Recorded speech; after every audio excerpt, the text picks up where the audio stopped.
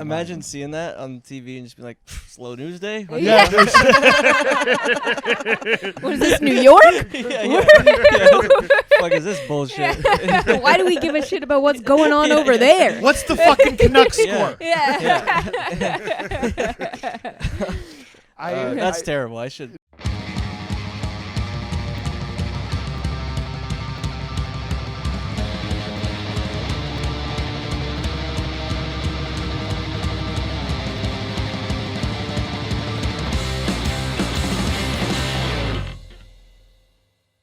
Welcome back to Show Me Yours podcast. I'm Jackie Agnew. I'm Johnny DeVito. Who we got in the studio? Oh, that's a great question. I'm glad you asked, baby. We have the pride of Calgary in the studio today with us. He's come a long way. A very talented comedian, wonderful human being, Joel Slavik in the house, ladies and gentlemen. Thanks for having me, guys. Thanks Appreciate for coming it. on. Our Hell first yeah. guest in Montreal. Very Amazing. exciting, very exciting. Joel, how are you feeling on this wonderful Sunday afternoon? I'm good, man. Sun's out. Can't complain. Yeah, Beautiful, getting beautiful. some nice weather, which is Absolutely. nice. Yeah. With the That's it. jawline like that, you just got to be just patting bitches off left and right? Are they starting to flock to you nowadays, or what? How do you- keeping it real, keeping it, keep on rocking in the free world. 100%, 100% vague, which means he's getting no bid Yeah. upon further review. Well, but that's I don't know who's gonna be watching this. So Oh, Oh, fair enough. yeah, that's Oh. true. real G's move in interesting. silence like One- lasagna. I've- as I've Lil heard Wayne that. once said. absolutely, which is actually clever because today we are going to be loosely talking about a Kendrick Lamar album. Yeah. Sure. Kid, M.A.A.D City, coming from a white boy from Calgary going into the world of gangster rap. Yes. I can This see. how this would be such an important album to you personally. you guys were probably expecting me to bring like a Garth Brooks album or something. I was thinking Nickelback, maybe, Stompin' maybe. Tom, maybe. Stompin' Tom Yeah. Connors, yeah. No, I was always a hip hop guy growing up, Mhm. and that definitely was not very common. No, growing Yeah. I up. was gonna say because times were changing for like British Columbians. My brother was like heavy into Pantera, and I'm kind of like from the woods. I think would probably be like more Alberta adjacent Yeah. than I would say like Vancouver in my hometown. So there was a hard change from when like metal and like punk or whatever. When we started to kind of get into hip hop, there was these old heads that were actively standing in the way of us trying to experience music from another culture. For sure. Yeah. Mhm. For sure. No, I feel like there was a lot of that in Alberta too. Like it was just, you're white, you can't listen to rap. And For it's sure. like, I don't know. I think good music is good music. I think it should be, I mean, it's a bold stance to take, but we'll explore it on today's episode. Yeah. Yeah. Get Get into it. I came in controversial, so let's dig ourselves out of this hole. No, it's gonna be we're good. the three to discuss this Yeah. for sure. Yeah, we're gonna talk about cultural identity and Race politics. the whitest people ever, whitest people We've in got Montreal. a diverse comedy. panel. If there's anything that the internet needed, it's more white people talking Yeah. about this. White And, people opinions, yeah, Absolutely. exactly. we got them and buckle up and hear them because they're unfortunately the loudest, I think, still. But, Yeah. fortunately for us, for our careers, for the time being, guys, clock's ticking, so let's get it while we got it. We got it, man. Hell yeah, man! So Got give us it. a little backstory. What's Joel's life growing up in Calgary? And, Yeah. So I grew up. I mean, everybody grows up in the suburbs. There, it's pretty much a very Right. suburban Sure. city. Yeah. Grew up in the suburbs. Played sports. Big sports family. Played hockey, football. Nice. Do you have siblings? I have an older sister. Yeah. Okay. She's a teacher in Nice. Calgary. Oh, wow. What'd you teach? And she teaches. It's a good question. No, she teaches like grade 3. Oh, okay. So she Cool. kind of does everything. Nice. Oh. But she was big into choir in high school, so she teaches music and stuff like that. Oh, very cool. wow. Very cool. Yeah. Religious background or just into So- that type of music? Yeah, like you're into rap, you must not be religious. No, so I was baptized Catholic, Oh, Mhm. lucky. and then growing up, lucky, yeah, I'm going to heaven. It's crazy. Nice. And then growing up, we went to church every Sunday, and then as I got older, it kind of phased out. But I went to like Sure. Catholic school and stuff like that. Oh, But cool. Oh, wow. Yeah. Was there a moment where do you stand now in your beliefs of spirituality and religion? yeah, we're getting fucking right into it. I love this. I found because I went to like Catholic middle school, high school, Mhm. and the more I found it really interesting, but the more I learned about it, the more I was kind of like, I don't really know if I need the Yeah. rigid structure. Sure. Yeah. So I really, I mean, if you were to put a gun in my head, I'd probably say atheist. Yeah. But yeah, I mean, I think religion's great. I think if you need it in your life to be a better person, Godspeed. But yeah, I don't know. I never really felt, as I got older, I was kind of like made up my own mind. And You're like, these people are fucking weird on Sundays. Yeah, there's a lot going on here. yeah. And then all the stuff with the church came out, and I was like, yeah. Yes. I had a feeling why, you know what I mean? Did you ever do like altar boy stuff or anything like that? No. Okay. I was never like, we weren't like hardcore Catholic. Like I didn't do, I was just baptized, and then like we would go to like a Christian church where they had like a live band and stuff. Oh, you guys are out of your mind. Yeah, exactly. That's I mean, like, because I was not baptized or raised with any religion whatsoever. So going to church every week, I'm like, that sounds pretty hardcore, Yeah. dude. It does. Yeah. My family was definitely into it, but like the greatest gift that was ever given to me was my parents' divorce in like 1992. Okay. So at this point, I'm 2 years old. My dad's family, extremely Catholic. My mom, I mean, I guess they kind of like believe, I guess, but not like not holding like any denomination or any, you know, any religious you know, team jersey they're wearing. But around 1992, when my parents split up, my brother had been baptized and kind of like, you know, on the way for like communion and all the stuff that you do in the religious or I guess the Catholic religion, fucking, you know, there's a path that you're supposed to take. Yeah. So anyway, that didn't happen for me because my mom was like, hold on, shit's a little bit wild, so let's just, you know, hold back on baptizing Johnny. And then it became kind of weird because with, you know, I'd still have to go to midnight mass, and I'm still a child, so they still have to take you, you know what I mean? It's not really your call. It really isn't. Yeah. But as you start to grow up, I remember, the middle school that I was in, we were all kind of like the street dirty kids skateboarding and stuff like that. And a friend of mine, Dustin, shout out Dustin O'Connor, he got this offer from his grandparents that he could get baptized at like 13 years old. And I was like, well, that's kind of like weird, right? At this time, I'm, you know, discovering like comedy is kind of coming up. George Carlin is rearing his head and speaking in my ear. And Not like, exactly a pastor. Not Yeah. necessarily, right? Punk rock is over here, very Yeah. much saying fuck authority and all this stuff. So Yeah. I'm kind of like at this weird crossroads. And that's when they offered to baptize me. And I was like, guys, I think I'm okay here. And then my friend Dustin came into school with like a full new set of clothes, new shoes, and a brand new skateboard setup. And he's like, all you got to do is say you believe in God, and they will just give you shit. Really? Yeah, and I just thought of that as such a pussy way to go about it. Do you think it was like a hush skateboard or what? No, I have no idea. That was the thing. Is that we like he never spent a day in church. Like I think it's just a thing that he did for his grandparents. Okay. Just to make them feel better. Exactly. Right. So then when that was happening, it inspired my grandmother to try to put a little pressure on me.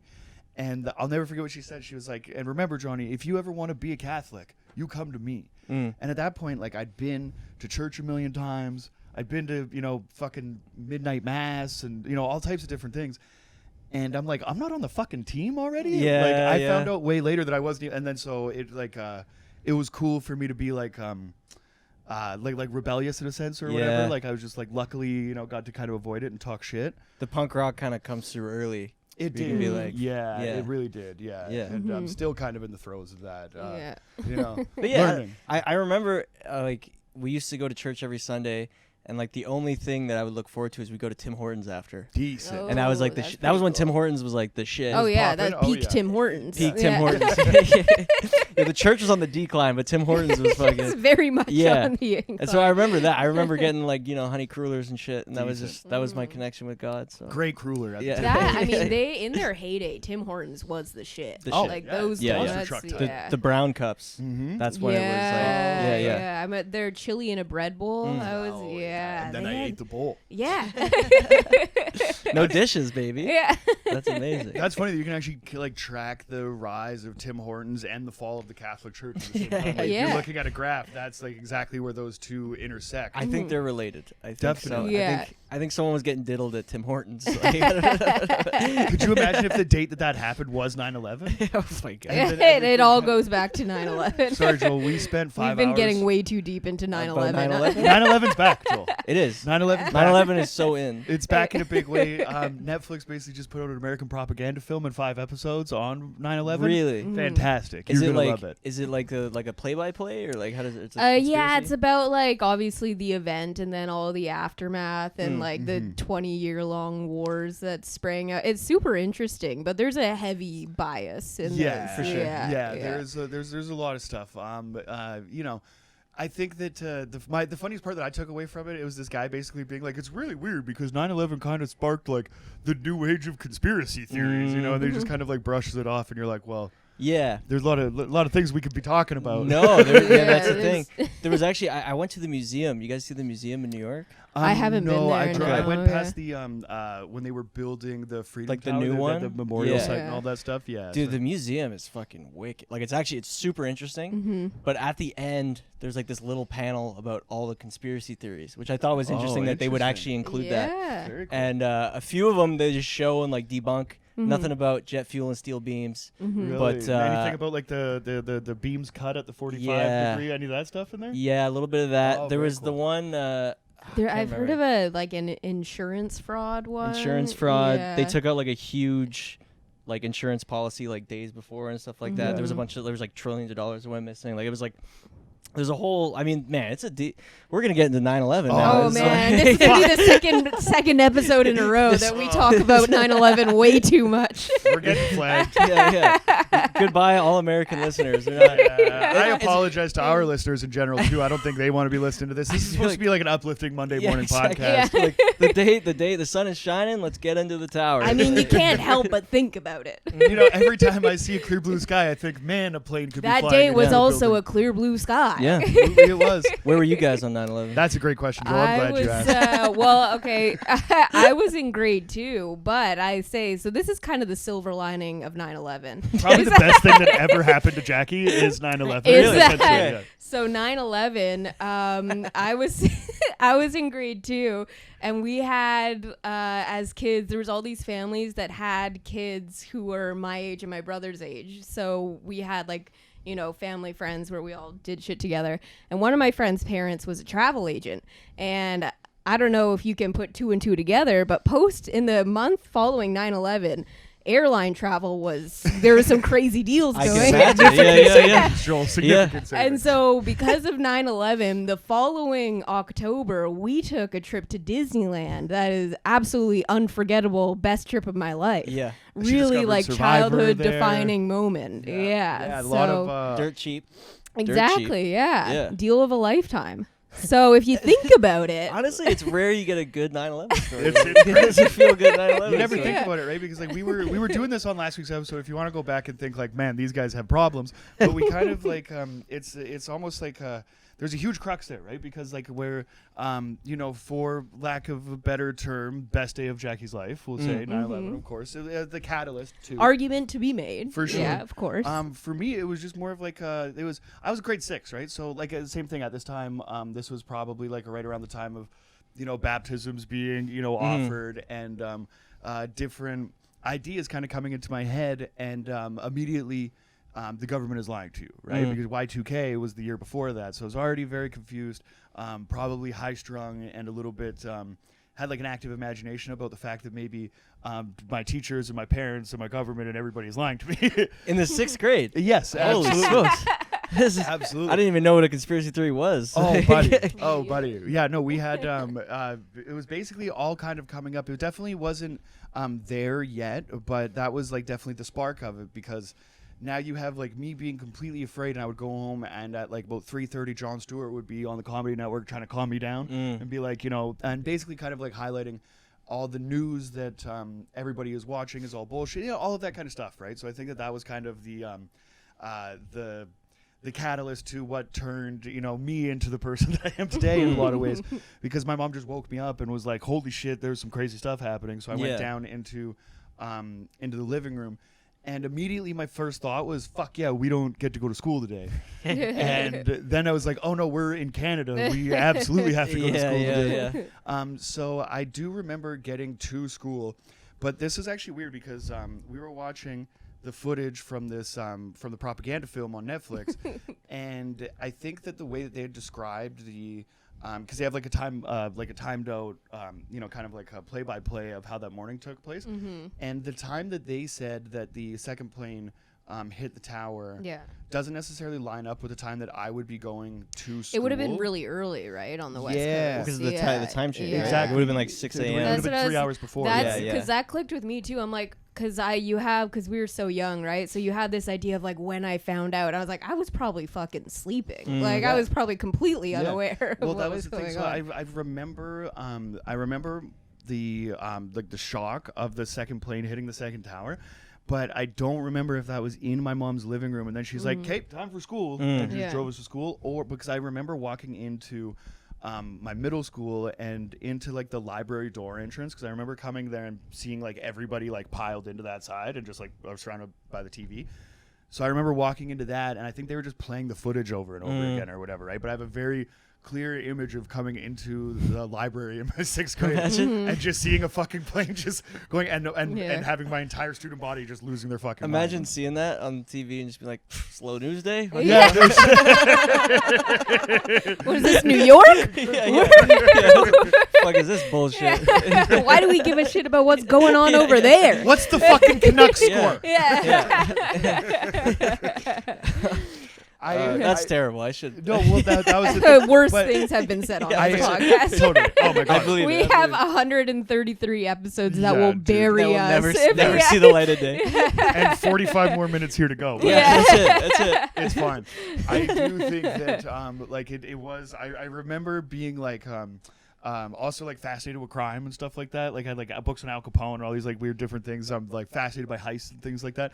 And I remember getting like being in class and then basically this plane flying into the thing and then our teacher basically trying to tell us what was happening, and within like that morning to by the end of that day it was like a war on the Middle East already. Yeah, you know what I mean, right? And it was immediate. 100%, right? Like people didn't even need all the information; they just heard what they want. I mean, it's the same thing as now, right? 100%. I mean, I feel like now we have better access to information with all the social media. But sure.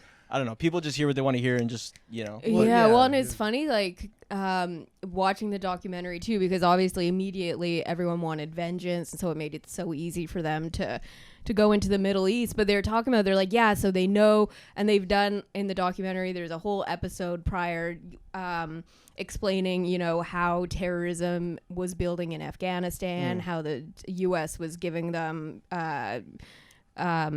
weaponry and training them, and you know how the background of all through the 90s. The background of all of that. And so then we see it happen and then see the outfall, and they're like, yeah, so we knew like the American government knew that there was a lot of like really active terrorist groups in Afghanistan, and we knew that there was a lot of active you know, big prominent members of terrorist group being held in Afghanistan. And so they invaded Iraq. You gotta love it. Like they're like close enough. Whatever. They follow the logic here, like so perfectly. Where they get to this point where it's obviously about oil and it's obviously about all that shit. So like, basically, your war is happening in Afghanistan with all the people that are potentially or like, you know, so as they say is responsible. You know what I mean, for the loss of 3,000 innocent lives, and they're like, but we're pretty sure Saddam's got WMD. He's gotta be somewhere around. And then it's like the whole thing, like it peaks, and you're like, oh, this is 2003 now. WMDs, we remember this. You know maybe if we blow enough stuff up, he'll come out. Like, we're like, we understand there's problems over there, but this country seems to have a lot more oil. So 2 birds with 1 stone kind of thing. Oh yeah, and that whole thing, and like the mission accomplished, you know what I mean, speech on the aircraft carrier. Do you remember that? Fascinating, right? All of that shit. Is really just like a cover-up to think that like David Blaine really got away with the craziest terrorist act I think that's ever been committed in the 21st century. David Blaine. The fact that he's gotten away with this for this long and nobody's even pointed a finger in his direction is honestly upsetting to me. But I mean, well, you heard it here first. Well, yeah, exactly, right? David Blaine. Yeah, well, we know you're listening. David Copperfield. We ride with Copperfield. I mean, Copperfield gang over here. Y'all can go fuck yourselves. It's Penn and Teller or bust. Okay, there's only one magic duo. We're just talking strictly David magicians. Sorry. In the world of David, my fault. Gun to my head. I'm Copperfield. Well, that's the thing is that each magician is out there trying to one up. You know what I mean? The next magician, and David Copperfield famously made the Statue of Liberty disappear. Yeah. Now this is on television. A lot of mirror work. It's been you know, like debunked in a lot of ways. And what better way for David Blaine to one up David Copperfield than by making 2 big, much. I mean, the let's say the centerpiece, the most iconic buildings of the most iconic skyline in the world, right? If David Blaine's gonna actually make these things disappear, he's gonna actually do it. Wait, you so know, he in a did different way. He did a trick where he made like the towers disappear. Yes, yeah, Yeah. by Oh, this is flying like years two planes before. into. Oh, yeah. okay. So Osama's the fucking. He is the honestly, magician. it's a scapegoat. It's in a bad classic way. David versus David situation Yeah. that we're seeing play out here. We've seen it time and time again, and I You're mean, not fooling me this Yeah. time. No. You can't just say like every Bin Laden's a bad guy. Yeah. You know what I mean? You raid his cave and he's just got American porn in there. You know what I mean? He was Like a dude. He had exactly. Okay. He's a dude. Okay. All right. This is a take I can't defend. Okay, but I we was- got there. We got. I was seeing flirting how with far I it. could push Yeah. it. You know? I was All flirting right. with it Yeah. a little bit. If You're like, for those of you wondering, Joel draws the line at Yeah. Bin you're Laden.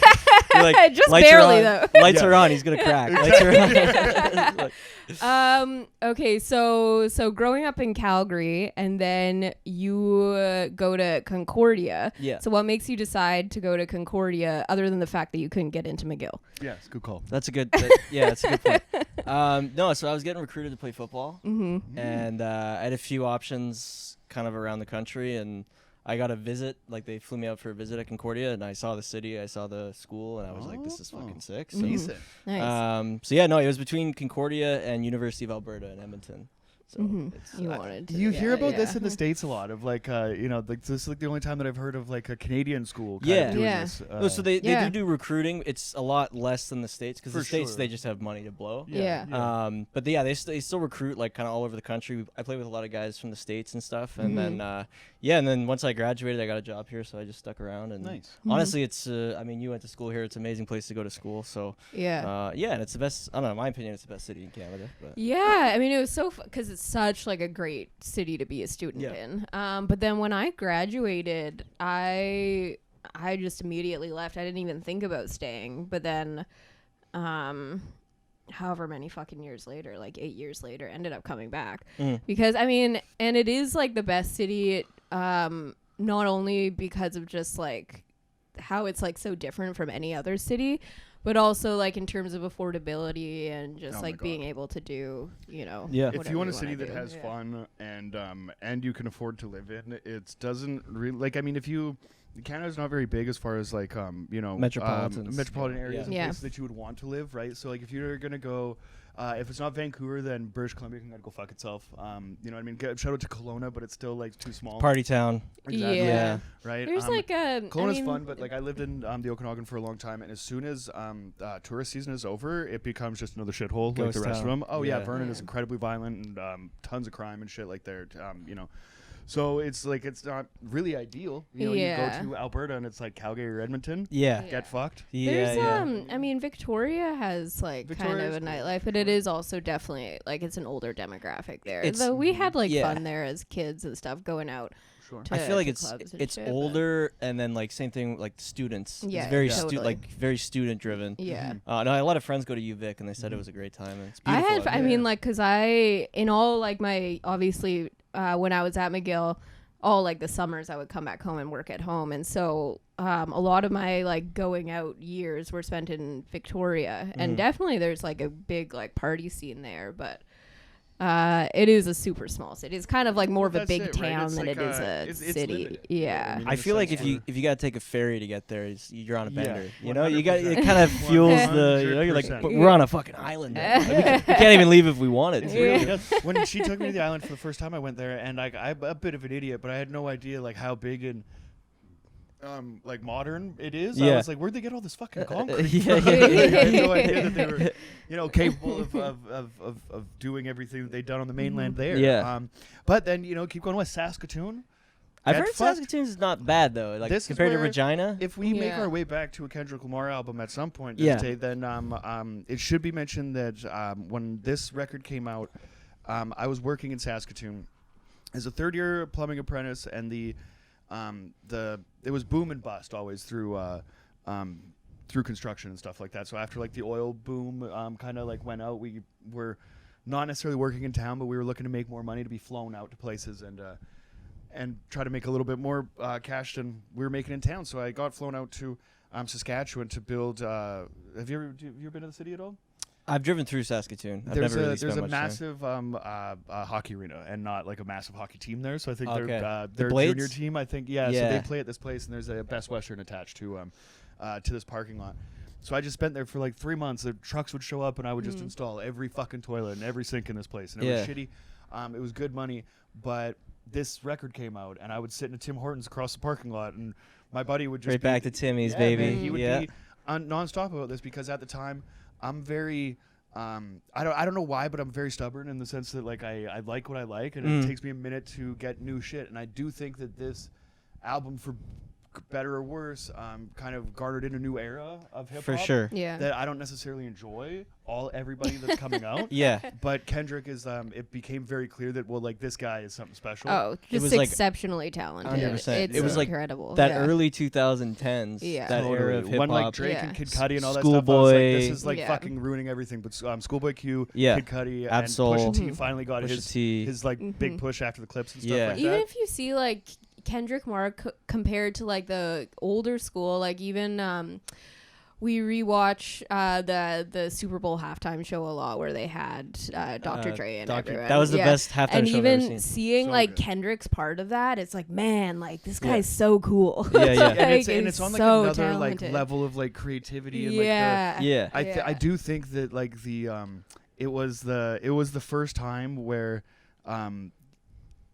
I wasn't looking at my older friends being like, oh, you just don't get it yet. I was the older guy not getting it. Yeah. And like I think that's weird, because like I think me and Kendrick Lamar are like the same age or something like Okay. that or whatever. Yeah, right? he's definitely But that I think when you're making music and you're doing it in like a way that is like you're on another level, maybe even before your time or something like that. Yeah. Whereas like Compton, in the sense of like MC8 is featured on this album, and MC8 is a legendary rapper from Compton. He's in the Menace to Society movie after some guy gets shot, and he's like, "Come on, motherfucker!" Like that voice or whatever. They use it in San Andreas and shit like that. He has such an iconic voice, and is such an iconic rapper of that time that it's cool that Kendrick got him on this album, but it's also very clearly gang related, from like Crips and Bloods and stuff like that. Yeah. Compared to like what the Game was doing with Compton, like music maybe like 5 years prior. Yeah, for it sure. sounds completely different to this. Well, right? I find like that Kendrick era, because I grew up like on like the 90s stuff. Like I love like Mos Def, like Biggie, Gangstar, that kind of stuff. And I found like there's very few of them, but Kendrick was one of those artists who was new school, but he still had that old school flavor. Totally, He was still like, his beat choice was great. His lyricism was on point. His lyrics, like you'd have to hear him a few times to really get what he's saying. Totally. That's what and there's a lot. And That I'd he's be in the catching, shower like, fuck, Totally. you know, like Yeah. that's Totally. even better than I thought. And almost a year later too. Yeah, right? exactly. Like I find Yeah. like when that shit happened, J. Cole was the one where J. you have Cole's to amazing shut too. the fuck up, because you're like, okay, if you like a hip hop purist in the sense or whatever, especially like a white kid from Western Canada saying this or whatever, like you like what you like. You know? Again, we're all qualified to be talking about. Yeah, we're definitely pure. Good breeding programs over here. Solid breeding programs for sure. But That was fucked up. My uncle said it to me at a wedding. I was at my grandma's funeral one time, and I thought it was the funniest thing I ever heard. So.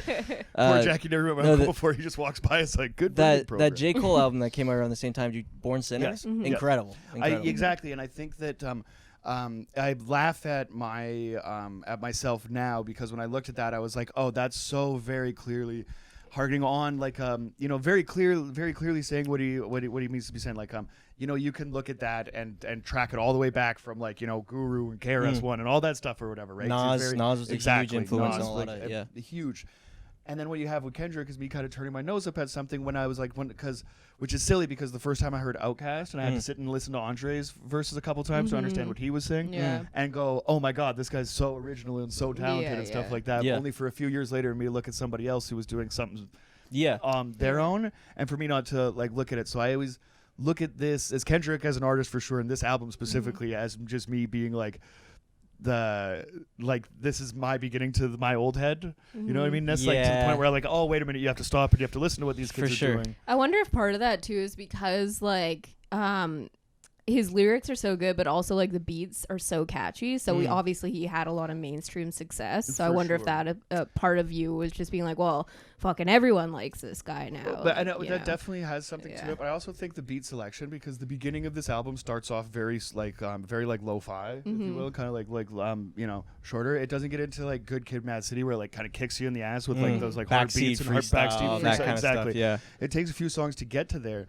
So I was sitting there like coming up on like M.O.P. or Big Pun and like, you know, slap the shit out of you kind of music or whatever, that I was like, why are like guys that I like that are like into like the hardest shit really into this? Yeah, you know what I mean? Like I was so blown away that it turned into, I called it titty bar music for a long time. Like the Titty bar, like exactly. the Bitch, don't kill my vibe. Yeah, or like the fucking, the lonely stoner, all the day, all that shit. I put all that into the same category without really looking at individual artists and being like, and taking like, what they were doing, whereas right, because if I saw like Ab-Soul or Schoolboy Q, I was like, that's the shit immediately, because it was identifiable. And for whatever reason, like this one kind of like skirted around me a little bit. And well, because he did have big hits that were like that vibe, you know, that were like everyone would. Because I listening to this album, because this one and To Pimp a Butterfly, like that, like his era where he was huge was like right around the time I was in university.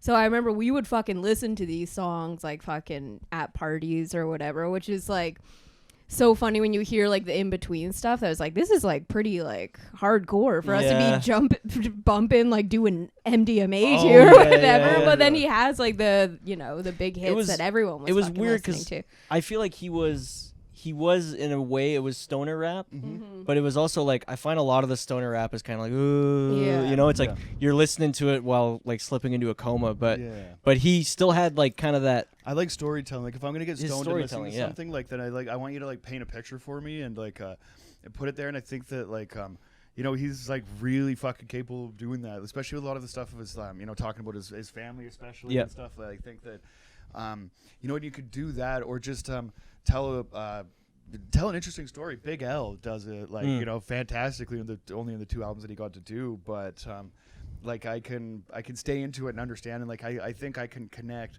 It's almost weird. This is the way that I kind of do comedy in the sense. It's the same thing as like I think that you can connect with people as long as you can you know, kind of get to the same like page with them, or at least talk about something relatively relatable. You know what I mean? And I think a fucked up family is something that I don't know, most people can for sure. Get and to it's like, you know, it's a part of your story, just like how his upbringing in Compton was a part of his story. You know? Yeah, and I think like I don't, maybe that's like for me or something, but I'm trying to like, if I'm gonna like really identify with something, then it's like it's got to connect on some level. And I think that like for that, like you know, for those reasons, Kendrick fucking he does. And it's funny because I was kind of like keeping him at bay, but then he became like so undeniable and hits just kind of kept coming that whatever reviews I was giving about this album to my friends, and they just thought I was retarded, they would come in and do you remember Nostalgia with Pusha T?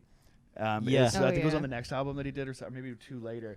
But it's just a black and white video of them walking down an alley, and it's the greatest hip hop song ever made. You know what I mean? And then King Kunta comes later and shit like that, and I have friends just staring me in the eyes like, so Kendrick's what? Kendrick's not the greatest record rapper of the next generation or whatever. King Kunta was such a good song, like such a bop, but like also like a really fucking good, like lyrically like a good song, but good message. But they can like put it on. Like I remember dancing to that in the club and shit like that. Like everyone fucking loved that song. You know, when it works in the club as well as it does in a house party, that's, you know, and it's like, I don't know. I feel like he's just shown such insane range that it's really hard to not respect kind of his body of work. Totally. And at this point, I think it's like relatively light. I think that we're in a weird time where music is kind of being done differently now. Where like the album is almost a thing of the past, and people are kind of making more shit like 4 singles, just and the stuff hits like that. Streaming is becoming. You know, well, the reason that they make money and stuff, so maybe only put out a hit rather than, you know, those, you know, full track bangers. But, you know, that being said, like, you know, Kendrick and Cole and these guys are still, you know, like making, you know, albums where they're younger contemporaries, where you see a lot of these kids now. Like, my Facebook feed is filled with rappers that I've never heard their names of, with diamond necklaces that are massive because they're like 1 billion streams of, you know, pay X amount of money or whatever, right? But I don't see... there's not longevity in that. Well, exactly, right? Like a guy like Kendrick and Cole, you know, they built this body of work. You go back to their old mixtapes, some of these songs are like fucking incredible, and they've barely seen the light of day. But then you get, you know, Here One Day, or like Here Today, Gone Tomorrow, kind of like one-hit wonders. Totally. There's going to be more of those than there are J. Cole's and Kendrick. It's like the equivalent of comedians that get huge on TikTok, but they have like 5 minutes or whatever. So they get like all this attention and success, but they don't have like the body of work and the experience to actually make you know, a long-term career out of it. Like they can sell tickets, but well, I think you're selling the product before there's like a product to sell. Exactly. You know what I mean? Like I agree. You know, there needs to be like enough shit there to do, right? And I do think that another thing for Kendrick that is like something to be said, where like the hip hop performance, I think fucking like lacks for a lot of guys. When some people can come out and do it well, they do it at like another level. You know what I mean? Like I've seen the Wu-Tang Clan.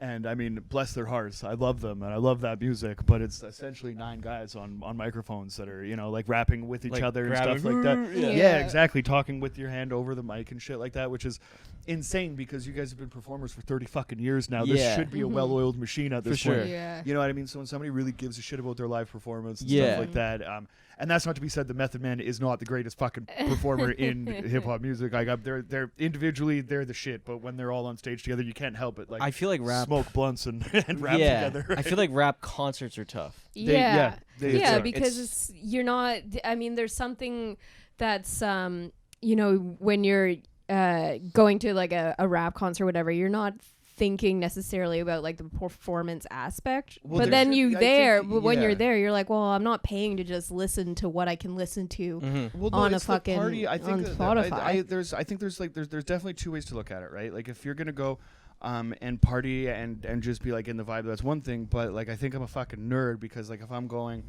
to hear a rapper, like it's like you want to hear them be able to do like those skills live. R.A. the Rugged Man, a legendary MC, still playing kind of bars, and you know, he's definitely like an underground dude or whatever, but his thing is like how technical, you know, he raps and stuff. So if you do go see you know what I mean, I've seen like Talib Kweli, another legend too, and he'll bring a DJ with him, and that's the whole thing is like, you know, watching like a DJ actually cut live records. And when you can kind of see some of the old school guys like showing you like this is what it's all about, rather than like the party club app vibe of it, where it's like everybody's just doing this. It's a rapper essentially rapping over like a track of his own shit or whatever. Like all that stuff sucks. There's like a way to do it really good, and there's a way to do it really poorly. And I've seen some of Kendrick's live shit, and I would drop everything to go see him. Yeah, he was that good. Well, exactly, because I mean, when I'm paying tickets for a concert, I want some sort of visual spectacle. Oh, for sure. Yeah, but for like, sure. I take poor Jackie to the fucking bad ones. Oh, but like, never lived it down, huh? But like, even going back I'll to like fucking the Super Bowl performance and Kendrick's part of it, like part of what made it like so cool was how, you know, it was visually so interesting. Like, you know, coolest part of it, like with the marching band and all that. That was shit. Easily the best Super Bowl halftime show I've ever seen. 100%. Because normally they're just fucking corny. It's like someone who's kind of hot right now. Yeah. They're doing all their hits. Yeah. There's 7,000 backup dancers. But that one, it was just the music. It was really 50 Cent was upside down for some reason. When fucking Eminem comes on. My God. Yeah. No, that was wicked, man. That was wicked. Yeah, that was a really good one. I think it's a weird thing to you know, to think of now that this shit is like it's like a 40-year-old art form, you know what I mean? But it's still like the culture of the youth. You know what I mean? And rap, you say? Yeah. I think in so much ways. Well, like punk rock especially too. I think there's a lot of similarities between the two styles of music or whatever. And something that I like, you know what I mean? I like drawn to both of them or whatever. But the one thing I think that is like the main thing for it. It's hard to say now, obviously, because they're 40-year-old art forms and we're adults now or whatever. But like, I mean, when it's done the best, it should still be the music of the youth. Yeah. You know what I mean? So like, I do like enjoy the fact that it is being done in like in its own way by a younger generation, where like I'm not supposed to understand what they're doing and shit like that. And like I do, you know, so like I accept that or whatever. But if let's say like the last generation of like the golden age or whatever, if there's going to be like a last superstar of that era or whatever, and if it is Kendrick, then I'm happy, you know, to give him the nod, I think. Yeah, I think, you know, like you said. Thank God. He's gotten your nod now. Yeah. It's important. Well, I guess you should hang him up. Yeah, he has it all now.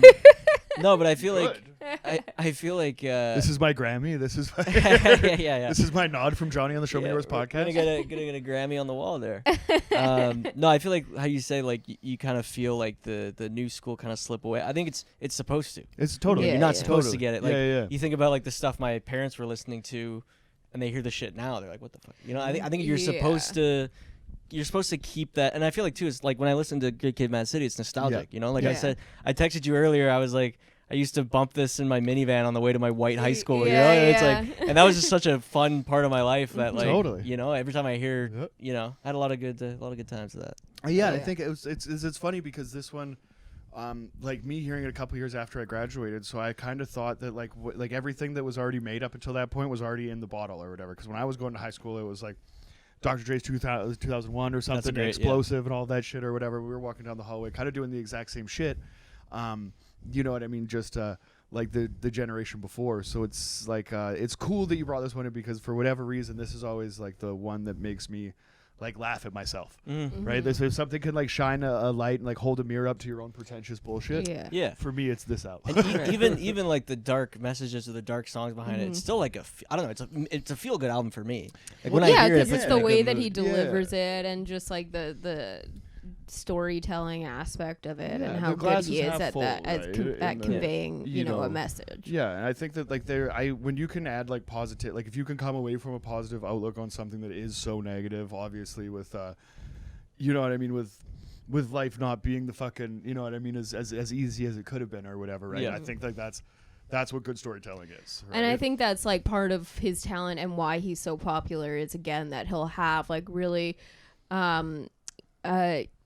lyrically really complex and telling really dark stories, but again puts it to like a beat that's, you know, you can dance to, or that makes it feel lighter than it is. Totally. While actively hiding the fact that David Blaine might be responsible for that. I mean, the body of work and everything that he continues to do is pretty, you know, impressive whilst, you know, covering up probably the greatest terrorist attack of the 21st century, right? Yeah. Fascinating. Yeah, I mean, he's got a lot of balls juggling in the air. Definitely. Yeah, Tim Hortons, the Catholic. Tim Hortons, Catholic Church. He's got 14 Timbits right now. He's juggling a lot of Timbits. I love the skits on that album too. Like, did somebody say Domino's? Like, where my Domino's, motherfucker?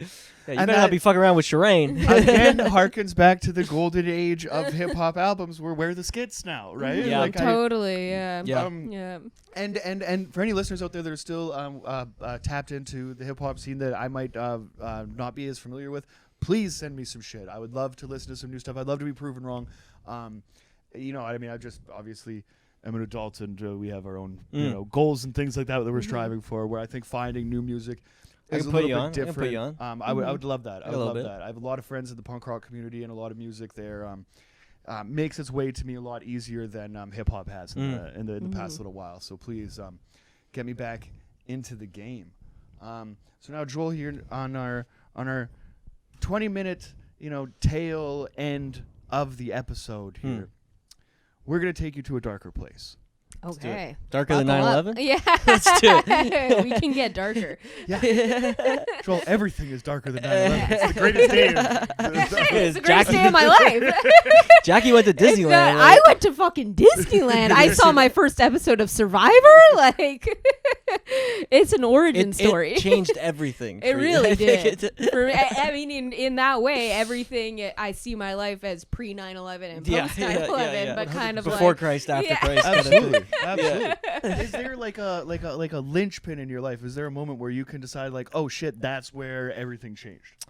That's where everything changed. Wow. I mean, honestly, man, moving out here was a huge culture shock. Yeah. I mean, it's gonna be a wet dream situation. Wet dream. All right. No, I mean, like you guys know, like you guys are from out west and coming here. There's a lot of different culture, whole different language. I find so much so that we are allies now. Yeah. Back home, there's we would no be BC adversaries. Yeah. Alberta camaraderie. You guys can go fuck yourself. Yeah. Keep your bullshit red plates off our roads. Yeah. Oh man, during the pandemic, when all the Alberta plates flooded Vancouver, it was absolute pandemonium. It was like war. Oh, people were fucking slashing tires. And shit. Like, go home. It got pretty. It harkened back to a darker time for sure. My friend from high school moved to Vancouver, and I think he like parked wrong or something.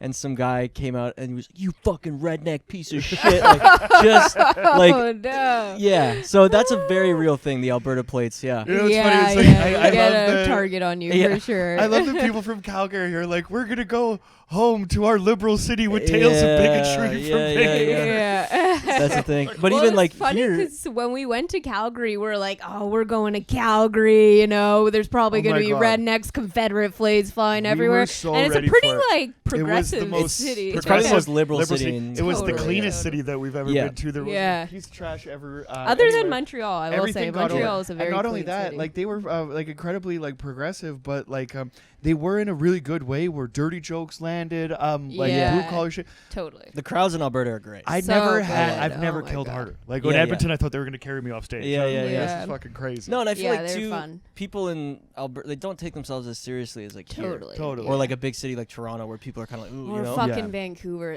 The Yeah. crowds there are so up their own ass. Like, I Yeah. think that's why you see so many like great comedians in Vancouver. And even like comedians who have lived and traveled all over the place, but they choose to remain in Vancouver is because the crowds. Yeah, Dino, Archie, Chris Griffin, Simon King, like, Yep. is because the crowds there are so tough. It just by nature of that makes you a better comic because sure. you have to fucking Yeah, I feel like you got, should- you Yeah. develop like a thick skin, but it's also like you kind of develop like a sense of knowing the room, like really well. Me and Jackie ran 2 shows at one time, and one of them, like East Vancouver, like Burnaby, and the other one in Kitts Beach. So you know, if you're going to do like the housing crisis, you know, there's something wrong here kind of material, and it's not landing in Kitts, and you're like, I wonder why me shitting on the landlord isn't landing in Kitts. You're like, oh, because you are the landlord that we're exactly, talking yeah. it's like to. the rich people Where you could area go of like on, Vancouver. and then on like Wednesday night we would do a show completely across town, do the exact same material, and have fucking Crush. ovations. Yeah, Exactly yeah. right. Well, so you and really then, gotta kind like, of know. because And we it's so ran it's the segregation there is weird. because we ran a show in Coquitlam too, which is about half hour 40-minute drive outside of Vancouver, like a suburb sort of thing. Yeah. Not really a suburb because it is kind of like a little city in itself, Yeah, but essentially, yeah, I know what you mean. but you could do no wrong there. Like And they they were would just so thank you after happy the that show, there like, was oh my something God, going on yeah. that they could go to. I find that's why like smaller towns like in Ontario, like even like Ottawa, like Even out here, people we are just happy to be out. Yeah. Have you done that Brockville? Brockville show yet? Or are That's you on going? Thursday. Oh man, Yeah, it you're was gonna love it. so You're gonna so love it. Yeah. good. I'm Yeah, excited, man. yeah. Chad's a good dude. Yeah. Shout out Chad Noonan is going to Shout be out on the Chad. show for sure. Next Yeah. in a couple weeks here, he's coming. Yeah, out. he's gonna be in town in a few hell weeks. yeah. We're gonna have And him on. and like I mean Hudson and all that stuff. It doesn't matter where you are. I think well in Canada, but I'm sure that like kind of goes anywhere. It's like if you live in the city, then I think that you. Like part of your identity is attached to the city maybe, and like what you can laugh at, or I don't know. There's something weird about like the climate in the city compared to when you go out to a place that doesn't have anything else going Yeah. on. You know what I mean? And you travel or whatever for a Friday night, and there's people there that are like, "Fuck, like thank you for coming here." You know what I mean? Yeah, Like you yeah. get this like different. Energy from people that are like, you know, waiting to hear you talk some shit and kind of applaud you for it. I Yeah. would fucking tour small town Canada. I mean, and which Like, is what people do, but really, yeah. in the Yeah. States and stuff. All Yeah. the tours, it's all mostly in small towns, you know, unless you're like huge, like fucking For Tom sure. Segura and you're doing arenas wherever Yeah. you go. But for Yeah. the most part, like road comics are doing small towns. I don't like that. I think Mm-hmm. it's definitely going to burn us out, and we're probably going to, you know, die in a motel room because of it. But It's not a very glamorous Yeah, life. at this No. point, that's the dream. yeah, yeah. it truly is. It's a I'd sell little- my left nut which to is- be yeah, fucking which is to a be in little- Cornwall right now. Yeah. It's kind of sad to say out loud. Yeah. I like regular people, and I will collect all your money $5 at a time. I'll do it for a meal and a beer. I like, really you know? do. Yeah. Oh, I've done worse for less. What's the worst gig that you've done? So did you? Because I mean, as a Calgary native, Yeah. moving out here in for university, did I don't know if we've ever spoke about this. Did you start in Calgary? Because we started with a lot of great guys from your neighborhood. So I started here. Oh, okay. I started like 2020 actually. Wow. That's okay. like right around the same time Yeah, we yeah, started. yeah. Yeah. Yeah. So yeah, I started out Did here. you just get a foot in the door, and then the fucking pandemic shuts you down? Or? Yeah, I mean, like it was like July, so it was like kind of it was right when kind of bars came back, so Oh, shows were good. coming back. Yeah. We did our first shows like it was like end of 2019, It was beginning of December 20. So it was like 2019. 2 Yeah. months before the Yeah. Okay. pandemic happened. Yeah. We were like, this is really cool, and then We everything found our shuts calling. down. Like, Yeah. Psych. yeah.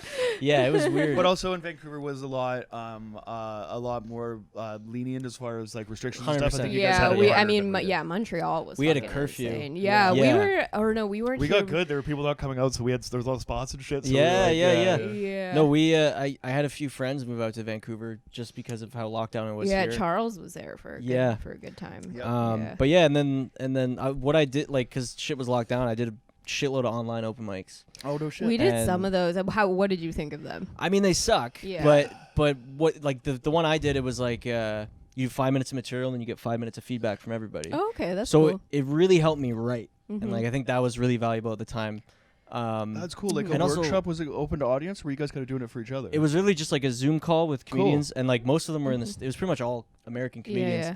And you know, it was people who didn't know me. They didn't give a shit about my feelings. Yeah. If a joke sucked, they'd tell me. You know, and Yeah. it kind That's of awesome. it kind of got the wheels spinning a little bit. And like when shows came back, I had like Yeah. I had like a decent amount of material I could kind of play with. You know. Decent. That was but- the thing Fuck with yeah. the Zoom shows is that like they suck to do, but it was still better than not doing anything 100%. or whatever. Yeah. Yeah. And so like I remember doing them, and it was always like, God, this sucks. Yeah. Like trying to tell people to unmute their mics and all this shit, but like it was still more valuable than not doing anything. Well, Yeah. yeah, exactly. When we did them, like, I remember we would do them alone, or you did one alone, or I did one. I can't remember exactly what it was, but then we did one together where we just had like a case of beers and just like the laptop out, and it was just you and me kind of hanging out. Yeah. And that Yeah. one was Yeah. that was fun 'cause we were I kinda think we hanging were and always doing the together thing. doing. I don't remember ever doing one Is that alone in right? my Yeah. apartment, but Maybe I think. I can't remember, but like we would. Yeah. They were Because there I was a- remember for us, it was always like, this isn't too bad because we're laughing at each other's jokes or For whatever. sure. And then Yeah. it's not like, because the thing with those was like, you would be in the atmosphere of like a show, you're like having drinks or whatever, laughing, you know, and then you just shut down the laptop and you're just like alone. Yeah. You're like half cut in your living room, like fuck. Yeah. But, I mean, at least like there's no bomb walk of shame. You know, because like Totally, if yeah. you bomb in your room, you close it, you can just go to like it's not like you have to like Yeah. say Yeah. bye to anybody. Yeah. You know? Yeah, So, but yeah, no, honestly, like I You ever put understand. your jacket on and the hood is just kind of going Yeah, over as you're yeah. under the door? Oh, and It's you're like, avoiding eye contact. Oh, 100%. my That's- yeah. favorite, I think I've told you this before and I say it a lot, but my favorite is when you bomb when you're filming a set and Yeah. then you have to collapse Oh, the yeah. tripod. Yeah, And everyone's looking at you like, really? Yeah. you're like, oh, we'll see that one on Netflix. Like, yeah, No shit. yeah. No, there's yeah, I don't know. I think I mean they did suck the Zoom Yeah. open mics, but the value in it was just writing. I actually met I made a lot of connections from like comics in the States that like I've ran into in real Nice. life. Mhm. So like that's I don't know. It's kind of cool to Well, I think like talking about this with somebody that comics are very different and all cut from different cloths, but the ones that that I like, I think the reason that we all get along or whatever is that you can look at that as this sucks, this is the only thing that I can do right now, or you can be like, this is where the work comes in. You know what I mean? Because if you can actually look at bombing and bad sets and shitty crowds and whatever the case, you can look at it all that way. Or you can look at it like, I'm getting better. You Yeah, know for what sure. I mean? And tightening up different shit and trying sure. a new joke and all that bullshit or whatever, right? And if you're not going to do it, then you don't get the opportunity to do it, right? Yeah. So you have a good attitude about looking at it. Because I think a lot of us like negatively, just talk shit about every Yeah. online experience you can have. And I Everything. think that's a good way Totally. to, Yeah. it's Yeah. a really positive Yeah. way to look at it. Because at the end of the day, we had each other.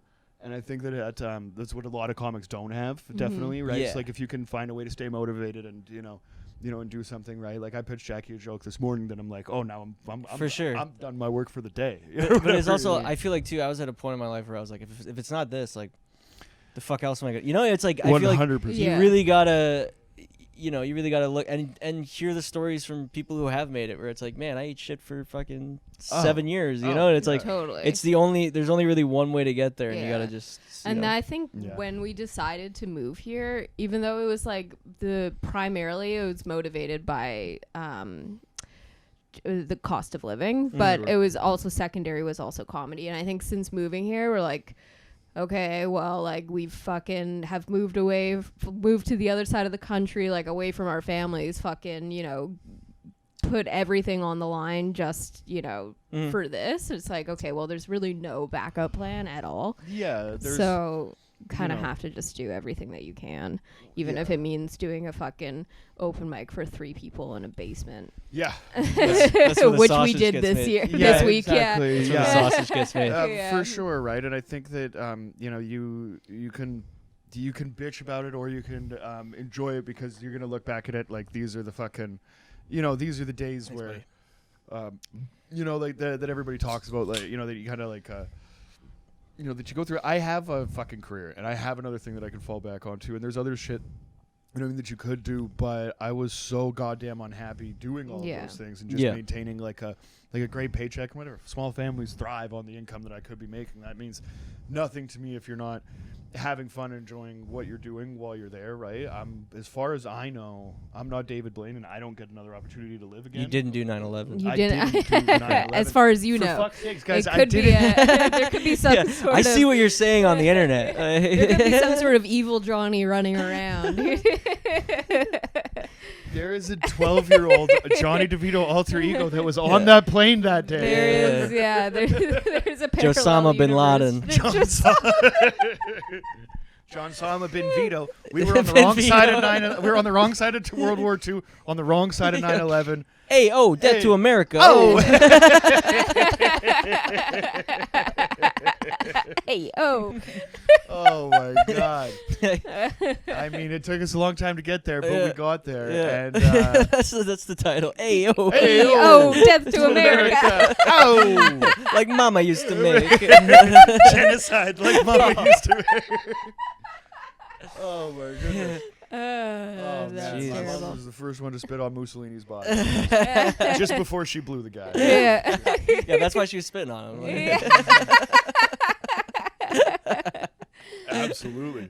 Absolutely. So Joel, now that you're the established Montreal comedian, do you have any plans? What's the next thing for you? Good cue, man. I mean, just trying to, get better. Yeah. Mm-hmm. Just keep having fun with it, keep creating. Yep. Keep bombing, keep Oh, yeah. learning from it. Yeah, I don't know. I feel like you got to just take it one day at a time, one show at a time. Yeah. And I just want to eventually have an hour of comedy that I'm proud of and that sure. is still funny and it's not stale. Yeah. And eventually, New York is kind of the goal. That's Yeah, right. that's But the same with it. I I'm think curious. So your style of comedy, because I'd say like we all kind of have the same tone in that we lean towards darker and dirtier, but your style of comedy is definitely different from me and Johnny's, where For like sure. we're both more long-winded and you're more one-liners. I'm curious your like process of like coming up with jokes and also just like the process of building time. I feel like, if I think of a funny idea, I can stretch it into 2 or 3 minutes just by, taking them on a little walk or whatever. Yeah. Whereas like you think of a funny idea and it's, 30 done. seconds. Yeah. Well, I found, because I always loved punchy comedy. Mm-hmm. Like I always was really drawn to like Mark Norman was a big influence when I first started. And I think when I started doing a lot of open mics and like watching a lot of open mics, I noticed like a lot of the reason that so many people were just bombing was because they were kind of ranting. They were Long-winded, yeah. they were putting in Yeah. unnecessary details. There wasn't enough funny. Yeah. Sure. So I remember just kind of really trying to cut fat and really trying to learn how to write jokes in those, because I feel like too, a long joke can be formed by like say 10 one-liners as long as it Totally. makes sense and kind of links yeah. up. Yeah. So- I think like I always look at that as like the bit. You know what I Yeah. mean? I wrote a joke this morning that I haven't tried it yet on stage, but I'm kind of almost proud of it. You know that Yeah, point yeah. there where you're like, this is a good. But in my notes, what I'll do rather than tightening up that joke, I'll have 5 other ideas around it, and now like where I'm at now, it's editing, and I'm going, hold on a second, let's find out if the joke you're proud of is good enough here before we start, For sure. you Yeah. know, building out the like a grander. And I idea. feel like too, like once you have it and once you start repping it, Mm-hmm. you're only gonna subtract from it. Totally. sure. Because you want to focus on the funny, make sure that that's Yeah. only. Yeah. So yeah, But the I thing mean, for us though is like we could be using that one-liner to set up a story, so Yeah. that could be a huge punch to, For you sure. know what I mean, to something or whatever, right? But But I- it's subtracting, like you said, and that's been like a big thing for me the last like year or so, because I used to be like, okay, like this part of the joke works, this doesn't, let's keep workshopping that part, where now I'm like, this part of the joke works, this doesn't, I'm just gonna get rid of that other part and leave it on what works or Yeah. whatever. Yeah. and I think too, like the short form style or like the one, it's not for everybody. Like I get that, but I think the better you get at it, the more you'll be able to kind of build. Because like when I start like building 5 minutes with that's you got to write like thousands of shit jokes to really. Yeah. But I feel like I don't know, just got to try to get better at it. And I do have some stories. I just kind of if I have a longer set, I can kind of work them out a little bit. But the way I saw it was, hey man, you're up there, you got 5 minutes, like fucking hit him in the mouth kind of thing. Fastballs. Yeah. I think it's good. I thank God for roasts because that's where we get Roasts the opportunity roasts are great. to do the joke writing exercise in a setup and punchline kind of way. Yeah. Because you know, I think for both of us, it's you know, there's a funny topic there, but I think we're from the school of thought. Like, well, there's a lot more to say on this topic. For sure. You know what I mean? But then, granted, looking back at a lot of sets of mine, there's, you know what I mean, as far as like I've gotten off stage and been like, fuck, I don't really know how I did there, and I've had comics look at me and be like, well, they listened. Yeah. You know what I mean, right? No, So for sure. it's one thing to be able to tell the story and kind of demand you know, their attention or whatever, but to do comedy in the way that you do it, like there's the way that I do it is the way that I like to do it, but the comedy that I like to watch is the shit that you guys the shit that you. I feel like, man, like one-liner shit. There's no wrong or right way to do it, right? Like I think everyone should have their own sauce. Yeah. Oh, absolutely. And even like when I watch, like if you watch like really good like storytelling comics, the pops they get on these stories are just fucking like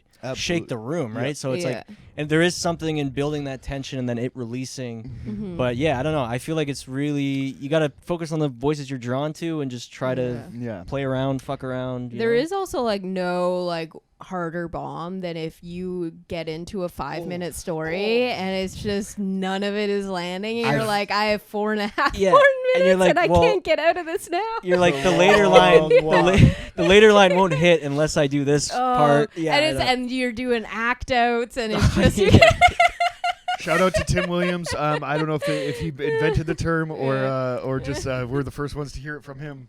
Bombing with act outs is the most Oh humiliating. my god, you can like hear like the squeak of like your shoes on the fucking. You take a long walk for a short drink of water, and it's the worst. I mean, definitely like bombing just sucks overall. Yeah. But there's definitely something where, you know, like even if you're just trying to kill time, like you know they're not gonna like it. You start anyway, and you're like, fuck you guys. I'm you know, and then I'm in your head truth. You're like, why am I doing this? You're like, why did I just kickstart this train right now? I'm up there like, I think I'm gonna get a sandwich on the way home. Literally, you're like, fuck, do I see the light? No, haven't lit me yet. All right. Yeah, I've done it so many times where like I'll judge the audience before I even get up there or whatever. Well, like, well, you guys are gonna fucking like me anyway, so I'm just gonna go and do whatever the fuck you're gonna do. And then you walk off, you're like, why the fuck did I do that? Yeah. Try Oh to my connect. God. At least, you know no, that's man. I mean, well, that's I don't know. It's part of the journey, right? It's part of the fun. Sure. And if you if you're afraid of the bomb, then you're fucking never gonna go any further. And if absolutely, I think if you only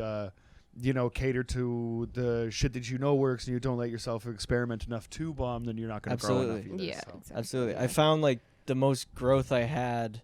I mean, there's still obviously a long way to go, but the most growth I had was when I really prioritized like kind of the shitty mics. Sure. Totally. Yeah. And just stuck up. I don't care if it's silent for 4 minutes. You stick up there and you fucking try new shit, you know? Yeah. And like when I started doing that every single week, I felt like I was a lot more confident just because I didn't give a shit how it, like, not complete, like I just didn't care if I bombed. Yeah. There's like, because that well, you can see it in the scene here, like that mic will those mics can change who you are as a person if you're not getting opportunities outside of those mics to you know, and seeing good audiences and seeing, you know, how that goes. So if it doesn't sour who you are as a person, because when you go there you can have this attitude like, well, fuck it anyway, nobody gives a shit or whatever, right? So you can see that kind of stuff. But if you could use them what they're for, and which is exactly what they are, is you essentially getting comfortable on stage, you running through your material, you feeling the bomb, and you kind of understanding what that's going to be like, and also just giving yourself a leash to kind of riff, you know, because it's like you build that confidence just by trying. Every comic needs low stakes rooms that you can fucking riff a little bit, do a little bit of crowd work, fucking deviate off of what is like, you know, essentially like lyrics, you know what I mean, like recited that you've recited 100 times over again. Add something a little bit new to it, or just like getting comfortable enough on stage where you can just basically like be yourself on stage, which is like a hard thing to do. Like if you you know, when you go on stage, you're doing your act or whatever. But if like you're a funny person to be around, I think that's kind of like the mark of like a good comic. It's like if you see them on stage and you're like, this is just like I'm hanging out with them. Like again, Dino Archie is like 100%. The perfect example of that.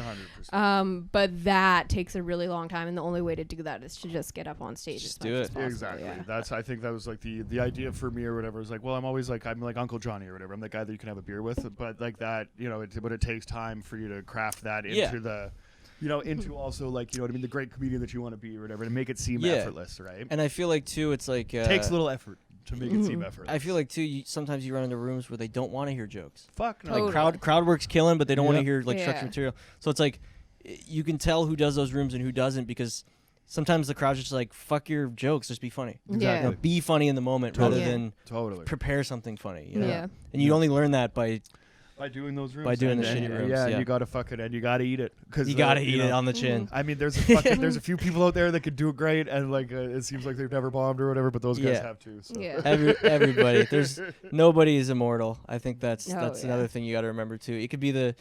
I mean, any comic, man. You could be the greatest. In your opinion, it could be the greatest comic of all time. Yep. Has eaten shit, and been humiliated in front of. That's like my absolutely. favorite thing, like listening to podcasts, is hearing those Bomb comics, story, telling their bomb stories, and it just feels like a little good, like inside of you. You're like, okay. You guys have a favorite bomb story? Yeah, probably. I think for me, my favorite one was it was in a first weekend that I was getting. So I'm also like you're very excited. The club's putting you on. And you're on edge a little bit though. Like you're super not, on edge. Yeah. Hosting, so you're working the whole time, right? You got 2 shows, and the early show of a Thursday, so it's the start of 6 shows. And I walk onto stage, and before I get on stage, I'm looking at the audience, and you're in New Westminster, which is a suburb of Vancouver, which can the crowds there can either be non-existent or that room can be full. It could be blue collar, it could be old people. You have really no like gauge for it, especially with the comic that I was working with that weekend. This guy definitely would skew to like a younger audience. Shout out JC Cryas, big fat party guy, fucking awesome. Malik Elisol from Calgary. Beast. Yeah. Very good dude. He's middling, and I'm hosting, and I'm already nervous about the set, and I look out behind the curtain right before I go on stage, and I see just a sea of gray hair.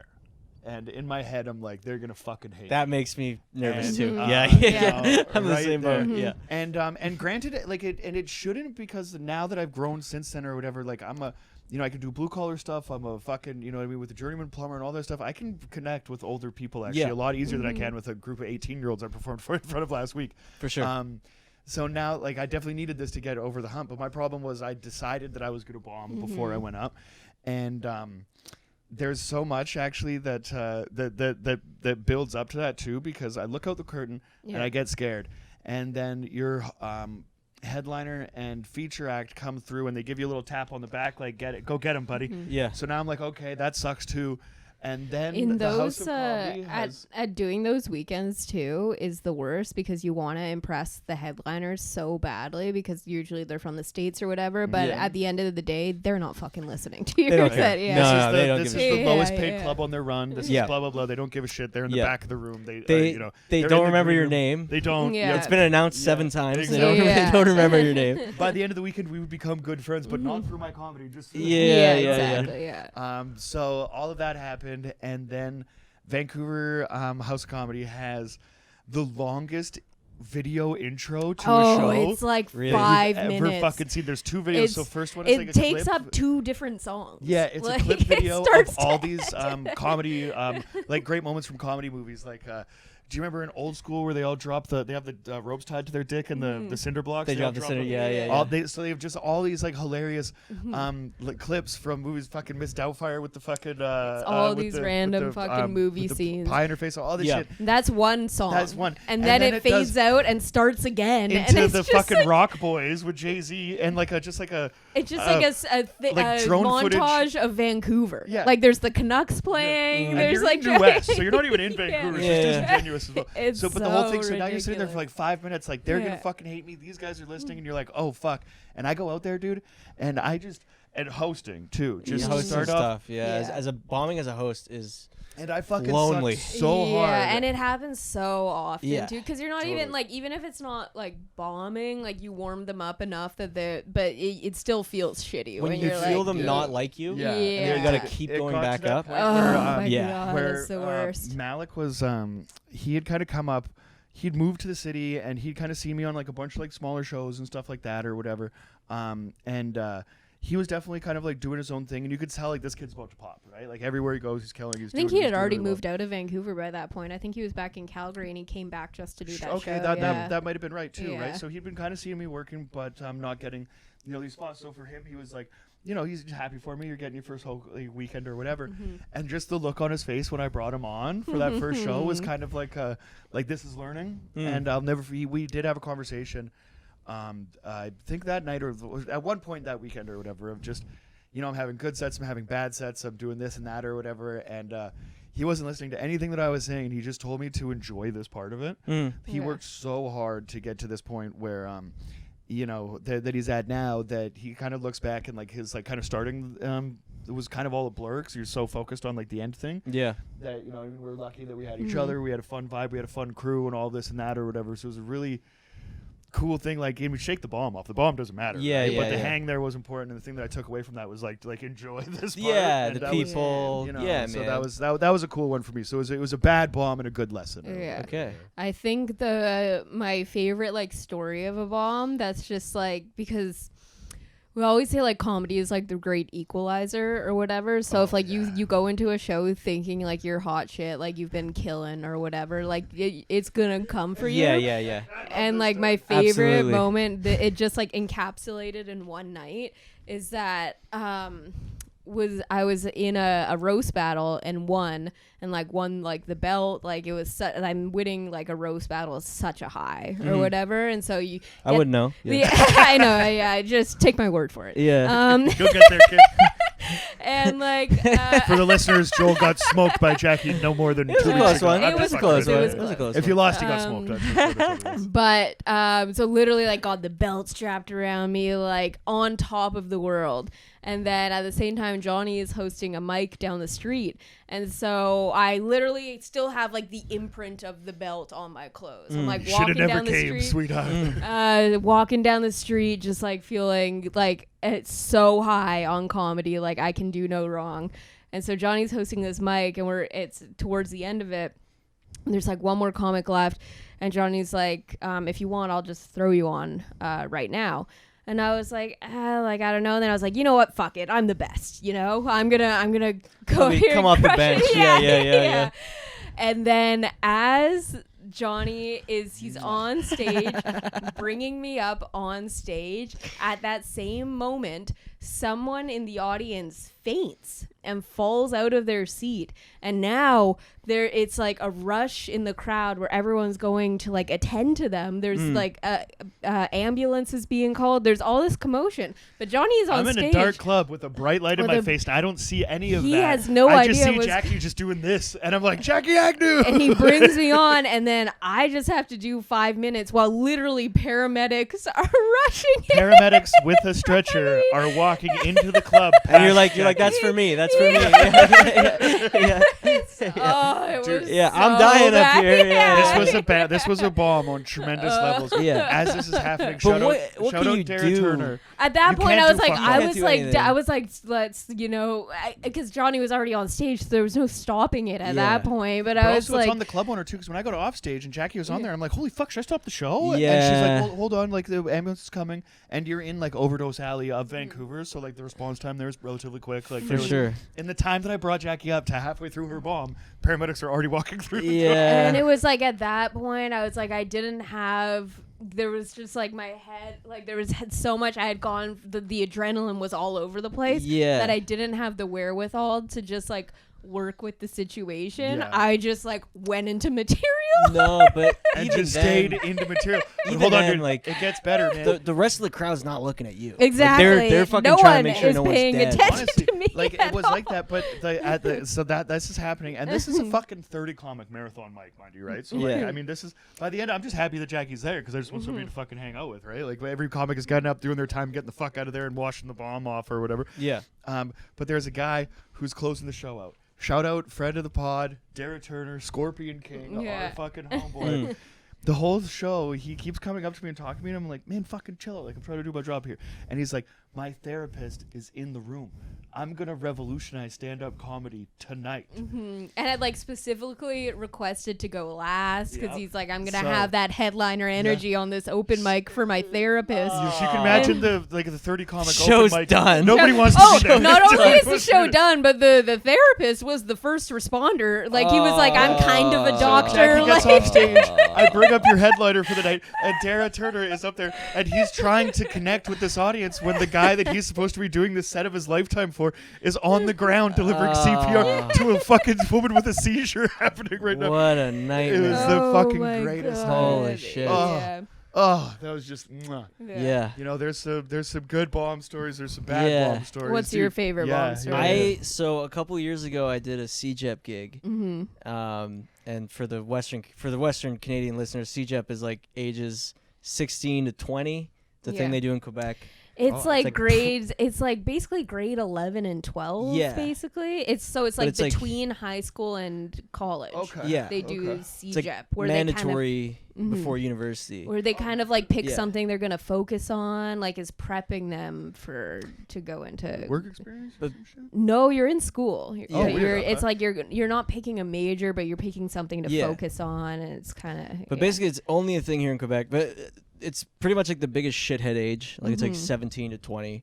And so I do this CJEP gig, and it's in an auditorium that fits 300. Nice. First of all, it's at 1 p.m. Love it. on like a Wednesday. Oh, no. Yeah. On a Wednesday, nobody Oh. knows there's a show.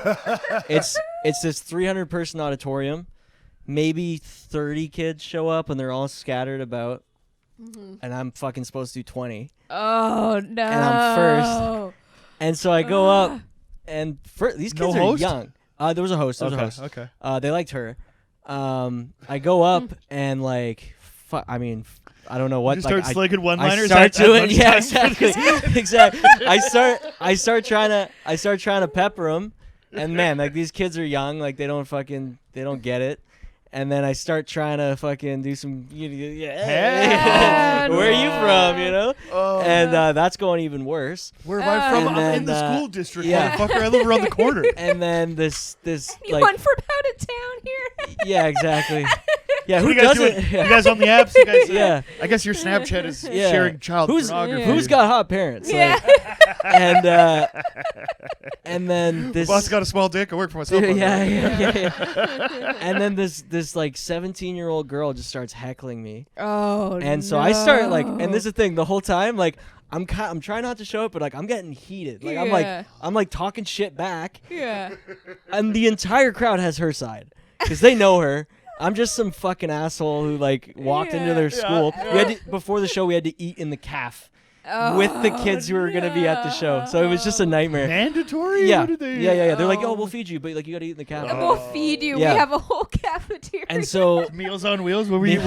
where we going it was with pretty here? good. Oh, I'm not okay, gonna all lie. right, okay. I'm not gonna lie. I would have ate well at that school. Yeah. But so yeah, I'm going back and forth with this 17-year-old, and then eventually a teacher walks over to her and goes, "Hey, please be quiet." And I was like, at least someone has control of this room. Oh, someone's so- police in the room. Yeah. Social studies Yeah. teacher. I was like, that's security. He's yeah. dying up there. Give him a break. Yeah. So yeah, I did that. I probably I was supposed to do 20. I probably called it. Actually, I don't know. I'm pretty sure I ate it. I ate the whole 20, Yeah. and then got the check in the mail. But Well, yeah, that's not bad. If you I- got the check, the yeah. check cleared. Like that's for the only bummer about all three of these stories is Jackie had to do it for free. So Yeah, fair Yeah, enough. there is. Well, I'll just do this one quickly because I know we have to wrap up. But the other one that I was debating between this one or the one I told is last year my dad hired us to do a bachelor party for one of his friends. Both you guys? Yeah, and so he lives in Vernon. This is a good one. And so we were like, this is great. Like, my dad is a huge supporter, right? Yeah. Like, every time he can, he comes to see a show. And up to this point, had only ever killed in front of him. So in his mind, we're the greatest comedians in the world. We've rented theaters in Kamloops and sold them out and crushed. Like, he caught us in this weird.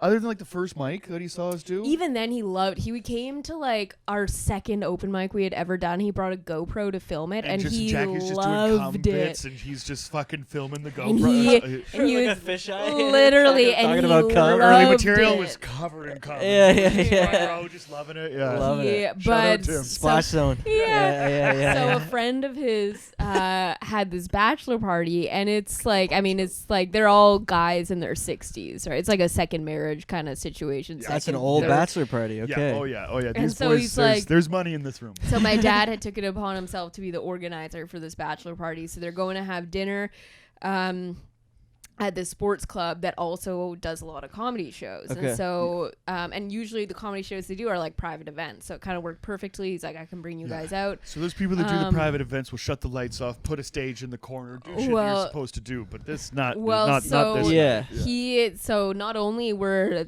he was getting everyone to pay a certain amount of money so that we could get paid. He also covered the gas. We stayed at his place. Like, it was a sweet We gig. drove out from Vancouver, made hundreds of dollars, Yeah. paid. Shout out Andrew Crone, very funny Kelowna comedian. He came But- closed out. But so we get there, and it's like they're literally eating dinner as we're No, they're performing. not. Nightmare. No. No. Let me get there. Okay. Nightmare. Okay. And so it's like the lights are on, like this is dinner time for them, and then we come in to do a comedy show, and it's like the stage is set up just like in the middle of the room, so it's like it's a super weird setup, and so Banquet vibes, bright lights. and there's like so we get yeah. It was wild. You can see it. You close your eyes. You Buddy, can see like it. Yeah. you're just under fluorescence You're at in- 6 it's like p.m. doing comedy. It's not right. It's not like right. a relatively small room, but yeah, just like fluorescent lights, like, and the seating was like they had all these kind of half booths like along the wall, and the wall was a mirror, right? And so, anyways, so Johnny is hosting the show, and he goes up, and it's like pulling teeth, like trying to get them to the even. idea is we're all gonna do about 20, I think. Get out there. That was yeah, we're all doing 20. Yeah, and so Johnny goes up, and it's rough.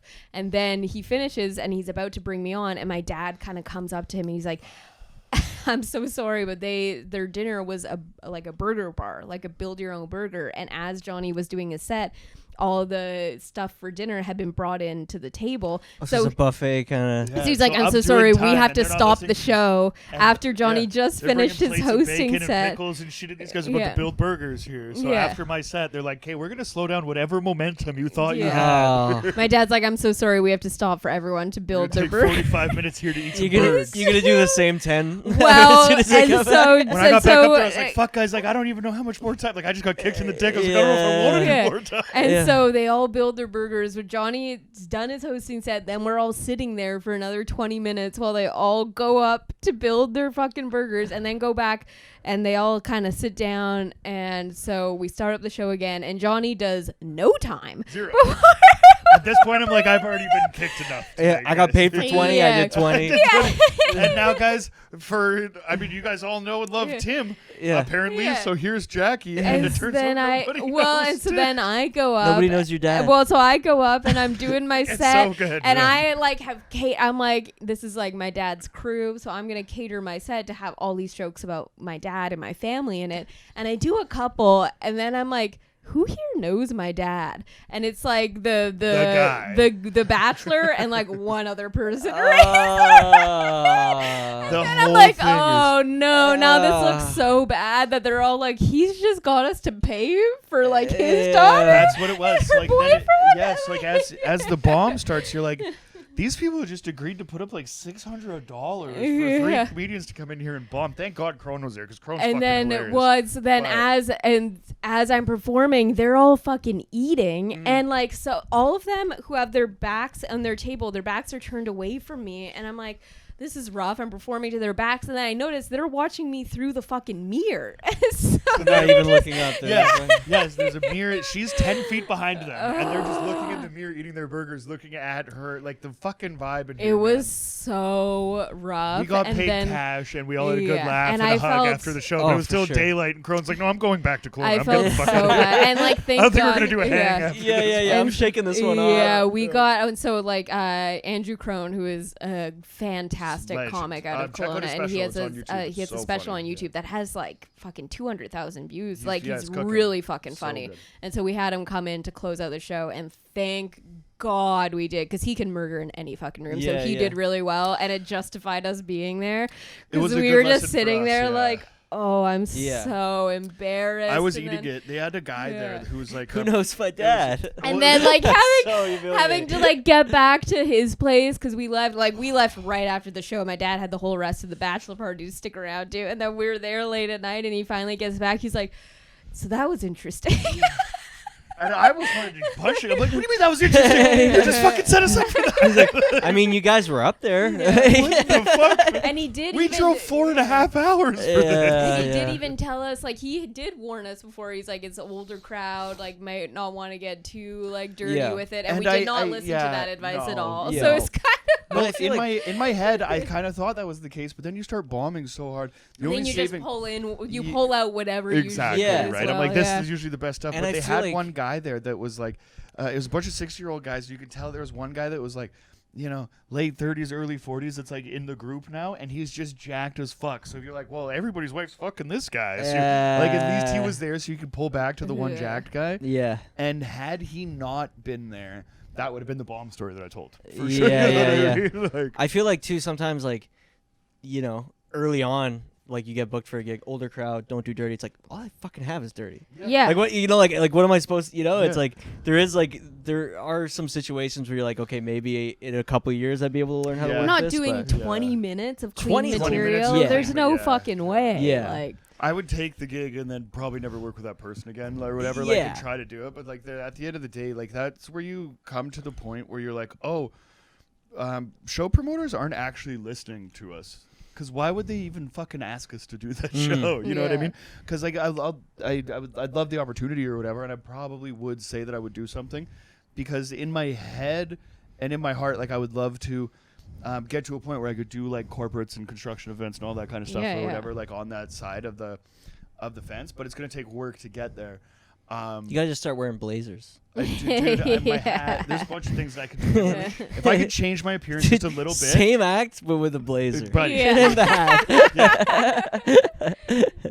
I should Might just be drop onto bags of something here. cocoa like a fucking trail of Yeah, breadcrumbs yeah, on the way yeah. to the stage or something like that. Like Oh, man. there'd be like a way to do it, and I want to get there, but the way the style of comedy that we do and the places we perform doesn't necessarily, you know, lend itself to that kind of clean kind of. I got you, bud. So I think like that road is going to be longer and more arduous, I think, than Yeah. you know, going to where we want to. I mean, it's just doing it. Yeah, and then I mean, like, I find it difficult because the things that I find funny, like, it's not Not clean. yeah. And so I'm like, I can't write something funny that's clean when it's not Yeah. anything that I think of or whatever. I think Yeah. you just write what you write. exactly. Well, and you that's go it. from Yeah. there. That's it. I'll I burn a because- few yeah. bridges, book some corporate I gigs, mean, and well, never that's- get Yeah, booked you again. should Yeah. be. You should be if whether like funny or not. You should be you at the end of the day. That's it. Exactly. And not Yeah. everybody's gonna fuck with it. Not everyone's gonna find it Totally, funny. But totally. the people who do, those are the people Exactly. you need. Exactly. Right? Yeah. It's not something that, like, I wanted to like make exclusively my thing. I do think that with like a minor amount of editing, then some of my stuff could be clean. Like when I Mhm. moved here, Chris and those guys were saying like, it's crazy that you're clean but you do shit like that. Mm. And I was like, you guys think I'm a clean fucking comic? That's fucking insane. But it does kind of like give me a little bit of hope that maybe we could, you know, fucking like, you know, pay off a couple credit card bills or something Yeah. like that one day. Yeah. Just I keep racked at up it. a couple dollars on our card. Yeah, not to mention the line of credit. Hey, yeah. There's a lot of debts that could be Oh paid yeah, off. But I also Shall we buy wrap the- it I up? also pay the bill. So, guys, Jolie, we're gonna roll the red carpet out for you. Tell these people what, who you are, where you're coming from, and what you got going on. Oh shit. Okay. Joel Slavik, from Calgary, Alberta. Currently living in Montreal. You can see me all over the city. 7 nights a week. Brockville, April 11th. I don't know when this comes out. Brockville, I know you're listening. Yeah. We know you're on Brockville. Yeah. Brockville, I'm coming for you. Yeah, man. Follow me on Instagram at Joel Slavik. That's where I post a lot of show dates. So yeah. Hell yeah, dude. Hell you yeah, rule. In the thanks short for time coming that out. we've been Thanks here, for having man, me on. you're, Yeah, like, this was you're, the, fun. you're the best buck and bud that we got out here. No, so you I guys are the fucking- best, man. Yeah. You guys are the Appreciate best. It was fun. This is the first time I met you. Appreciate you. Appreciate it. Sweet. Thanks, Peace. guys. Peace.